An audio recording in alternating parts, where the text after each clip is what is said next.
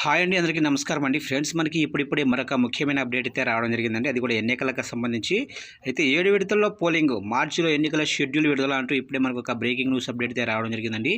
అయితే దీనికి సంబంధించిన పూర్తి వివరాలు అయితే తెలుసుకుందామండి. వీడియో ఎక్కడ స్కిప్ చేయకుండా చూడండి ఫ్రెండ్స్, అప్పుడే మనకు పూర్తి సమాచారం అయితే తెలుస్తుంది. ఇక లేట్ చేయకుండా వివరాలకు తెలుపుదాం. ఇక్కడైతే చూడండి ఫ్రెండ్స్, లోక్సభ ఎన్నికలను బాగా జరిపించేందుకు కేంద్ర ఎన్నికల సంఘం ప్లాన్ చేస్తుంది.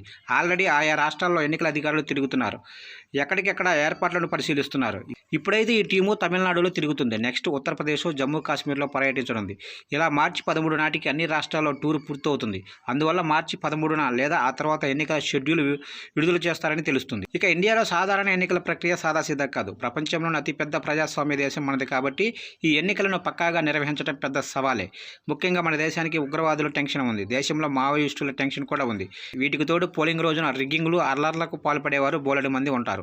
మణిపూర్ లాంటి రాష్ట్రాల్లోనైతే ఎన్నికలు నిర్వహించడం పెద్ద సవాలే.